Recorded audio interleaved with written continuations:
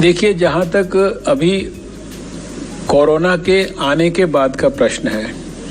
तो सारे देश ने और सारी दुनिया ने देखा है कि प्रधानमंत्री मोदी जी का हेल्थ के प्रति कितना बड़ा कमिटमेंट है और कोरोना से बचाने के लिए उन्होंने किस प्रकार के प्रयास किए हैं, किस प्रकार का समर्थन स्वास्थ्य मंत्रालय को दिया है। शायद शुरुआती दौर के अंदर ही 15,000 करोड़ रुपए की उन्होंने हमारे लिए व्यवस्था की, जो हमने सारे स्टेट गवर्नमेंट्स को दिया कि भाई अगर विपदा बड़ी हो जाती है, तकलीफ ज़्यादा एक्सपेंड हो जाती है, तो सारे देश में इंफ्रास्ट्रक्चर को इम्प्रूव करो। हमने तुरंत स्टेट गवर्नमेंट्स को उसके लिए पर्याप्त मात्रा में जो नेशनल हेल्थ मिशन के थ्रू भी और पैसा हमने दिया सारा का सारा। और अभी मुझे पता है कि जो कोविड केयर फंड है उसके माध्यम से भी वो हमारे को मदद कर रहे हैं, कई वेंटिलेटर्स की खरीद में, दूसरी चीज़ों में, और बड़े व्यापक पैमाने पर हेल्थ सेक्टर का आने वाले समय में एक्सपेंशन करने के लिए भी हम लोगों को इंडिकेशंस मिल रहे हैं, जिसमें हमें पूरी उम्मीद है कि हमें उसके अंदर भी काफ़ी बड़ा सहयोग जो है प्रधानमंत्री जी के आशीर्वाद से आने वाले समय में मिलेगा। जहाँ तक आपने कहा कि हेल्थ सेक्टर को इग्नोर किया गया है, तो इसमें कोई शक की बात नहीं कि पुराने समय में हेल्थ सेक्टर को जितनी प्राथमिकता मिलनी चाहिए थी वो कभी नहीं मिली, और ऐसे हेल्थ एक्टिविस्ट या ऐसे डॉक्टर या ऐसे पूर्व स्वास्थ्य मंत्री जो केंद्र में भी पहले रहा और दिल्ली में भी रहा, मैं कभी उससे संतुष्ट नहीं रहा। लेकिन पिछले 5 वर्ष में मैंने देखा कि प्रधानमंत्री नरेंद्र मोदी जी का हेल्थ के प्रति बहुत बड़ा कमिटमेंट है। देखिए, इतनी बड़ी जो पॉलिसी है, कोई भी सरकार कोई कैजुअल तरीके से नहीं बनाती है। बहुत एक्सपर्ट्स ने पूरा इसके ऊपर अध्ययन किया है। जो ICMR ने इतने समय के अंदर 10 दिन 14 दिन में जो अपनी सारी ऑब्जर्वेशंस की, उसके आधार पर जो निष्कर्ष निकले, और इसके साथ साथ जो हमारी डिस्चार्ज पॉलिसी पहले टेस्ट बेस्ड थी, अब वो सिम्टम बेस्ड या टाइम बेस्ड हो गई है। लेकिन ये ऐसा नहीं कि ये कोई भारत ने कोई पहली बार ये कोई नया कोई एक्सपेरिमेंट किया है। सब चीज़ों का अध्ययन करने के बाद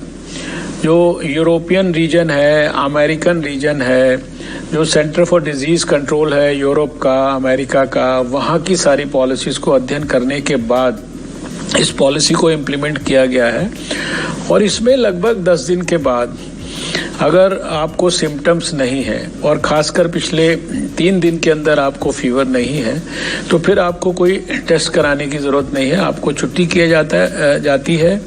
और छुट्टी करने पे भी उसके भी 7 दिन के बाद आपको घर जाके क्वारंटाइन होना होता है। इसलिए सब प्रकार की मेडिकल दृष्टि से, टेक्निकल दृष्टि से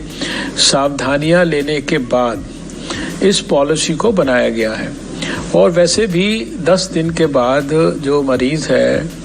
उसकी एक्सपर्ट्स के अनुसार जो इन्फेक्टिविटी है, एक बार सिम्टम्स डेवलप होने के थोड़ा पहले या थोड़ा बाद में तो वो दूसरे को इन्फेक्ट कर सकता है। 10 दिन के बाद उसके दूसरे को इन्फेक्ट करने की कोई संभावना नहीं होती। ऐसा माना जाता है कि वायरस भी जो है उस समय तक पूरी तरह से डेड हो चुका होता है। मैंने डॉक्टर गुलेरिया के बयान को सिर्फ अखबारों में पढ़ा है, इसके बारे में उनसे कोई मेरी चर्चा नहीं हुई है। लेकिन जिस प्रकार से भारत पिछले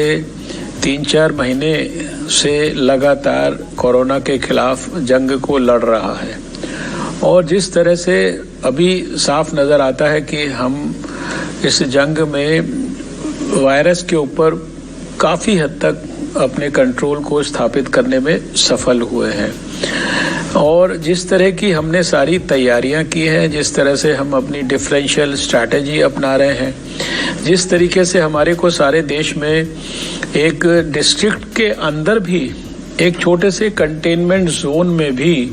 और उसके आगे नीचे माइक्रो लेवल तक बीमारी कहाँ कहाँ है उसके बारे में पता है।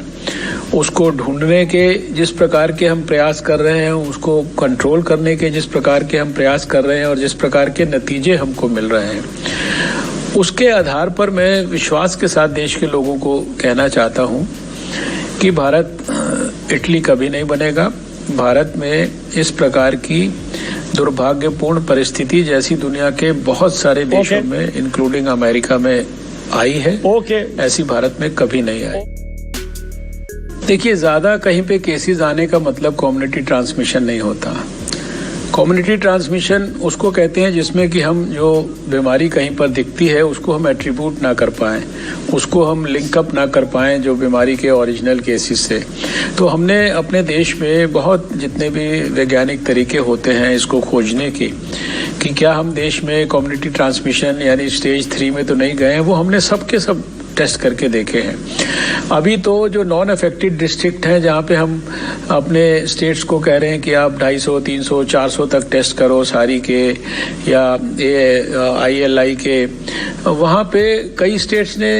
कई हजार टेस्ट कर लिए और वो कई हजार टेस्ट भी नेगेटिव आ रहे हैं। इसलिए और ये बात जो हम आपसे कह रहे हैं, मैं अपने सब इंटरव्यूज में मुझसे यही बार बार घूम फिर के सवाल लोग पूछते हैं और हर बार मैं इसी तरह से जवाब देता हूँ। इसकी पुष्टि विश्व स्वास्थ्य संगठन भी कर चुका है। विश्व स्वास्थ्य संगठन ने भी आज तक ये माना है कि भारत में कोई कम्युनिटी ट्रांसमिशन नहीं हुआ है और हम बीमारी पर बहुत पैनी निगाह रखे हुए हैं और हम अपनी बहुत गहराई से इस संदर्भ में भी सचेत हैं, जागरूक हैं और इसका पूरा ख्याल कर रहे हैं कि हमारे देश में किसी भी कीमत पर कम्युनिटी ट्रांसमिशन ना हो। और मैं बड़े गर्व के साथ कह सकता हूं कि हमने अपने देश को कम्युनिटी ट्रांसमिशन में जाने से पूरी तरह से बचाया है।